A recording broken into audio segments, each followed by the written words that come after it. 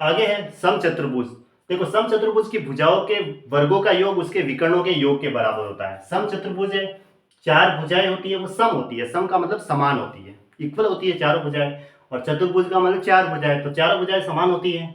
अब इनके भुजाओं के वर्गों का योग A B square plus B C square plus C D square और प्लस ए डी स्क्वायर बराबर क्या होगा, A C square plus B D square. ये विकर्णों का स्क्वायर कैसे, जैसे ये इसके विकर्ण है। समचतुर्भुज पे प्रश्न एग्जाम में आता ही है ना, हर साल आ रहा है एग्जाम में, ठीक है।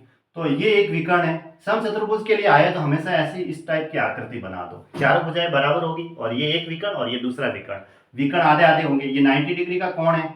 अगर मैंने देखो 90 के सामने कर्ण होती है तो ये मैंने 5 ली, ठीक है। तो अगर मैं इसको 3 लूंगा तो 3 4 5 का ट्रिपलेट बनेगा, क्योंकि इसको 5 ले लिया है। अब ये 3 है तो ये आगे ये भी 3 होती है, विकर्ण होता है बीच में से आधे आधे हो गए। ये 4 है तो नीचे वाली ये भी फिर क्या होगी, 4 होगी ऐसे। अब ये 5 है तो ये भी 5, ये भी 5, ये भी 5, चारों भुजाएं बराबर होती है। अब देखो ये बी का स्क्वायर यानी 5 का स्क्वायर, 5 का स्क्वायर, 5 का स्क्वायर, यहाँ एडी है वो भी 5 है तो 5 का स्क्वायर। बीडी, बीडी ये पूरी कितनी हुई, 3 और 3 6 हुई तो 6 का स्क्वायर। और ये सी कितनी हुई है, 4 और 4 8 का स्क्वायर ऐसे। तो ये 100 हो गया, 6 का स्क्वायर 36, 8 का स्क्वायर 64, दोनों मिलके कितने हो गए 100, यानी सेटिस्फाई कर रहा है ऐसे। अब इसका क्षेत्रफल कैसे निकालते हैं, 1/2 विकर्ण गुणा विकर्ण होता है।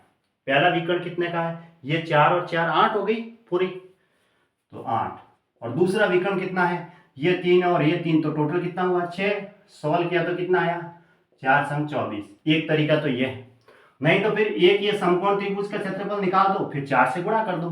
तो एक समकोण त्रिभुज का क्षेत्रफल कितना होगा, 1/2 आधार 3 है गुणा ऊंचाई ये 4 है, तो कितना आया 6 आया। अब 6 को ये 4 ट्रायंगल है ऐसे कैसे, तो 4 से गुणा कर दो तो 24, ऐसे भी निकाल सकते हैं। क्षेत्रफल पे प्रश्न काफी बार एग्जाम में पूछे जाते हैं। विकर्ण ऐसे होते हैं कि ये और ये आधे आधे होते हैं, ये विकर्ण और ये विकर्ण आधा आधा होता है।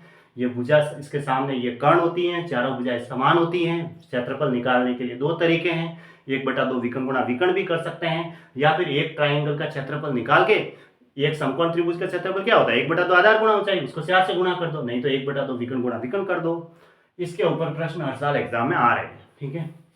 त्रिभुज एबीसी के अंत स्थित किसी बिंदु P से, अब देखो त्रिभुज के अंदर किसी बिंदु P से भुजा BC पर Q लंब डाला, ये PQ, और भुजा AC पर लंब ये PR डाला, और भुजा AB पर जो लंब है वो PS डाला, तो क्या होगा कि AS का स्क्वायर प्लस BQ का स्क्वायर प्लस CR का स्क्वायर, एक एक को छोड़ दिया, बराबर होगा BS का स्क्वायर प्लस CQ का स्क्वायर प्लस AR का स्क्वायर, यहाँ लिखा हुआ है।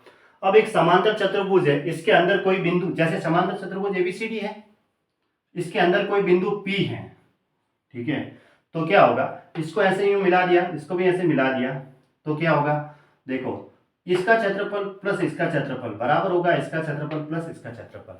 या फिर एक तरीका ये है, एक तरीका यह है कि APB का क्षेत्रफल प्लस PDC जो भी ये वाला क्षेत्रफल है वो पूरे समांतर चतुर्भुज का आधा होता है, इसके क्षेत्रफल का आधा होता है ऐसे। अब इसके लिए क्या करते हैं, जैसे अब इसका हम क्षेत्रफल निकालेंगे ना, ये तो त्रिभुज है तो आधार तो ये हो जाएगा, ऊंचाई के लिए ऊंचाई आ गई ऐसे। अब इस ट्राइंगल का क्षेत्रफल निकालेंगे तो आधार तो ये हो जाएगा, इसकी ऊंचाई ये हो जाएगी ऐसे। अब इस ट्राइंगल का क्षेत्रफल निकालेंगे तो आधार तो ये हो गया, ऊंचाई ये हो जाएगी ऐसे। अब इस ट्राइंगल का जो क्षेत्रफल निकालेंगे तो आधार ये हो जाएगा, इसकी ऊंचाई ऐसे ये आ जाएगी, ये ऊंचाई आ गई, ठीक है। अब ये देखना है कि ये भी वापस एक समांतर चतुर्भुज बनेगा, ये भी वापस एक समांतर चतुर्भुज, ये भी एक समांतर चतुर्भुज बनेगा, इस हिसाब से ये होता है, ठीक है। ये ध्यान में रखने का।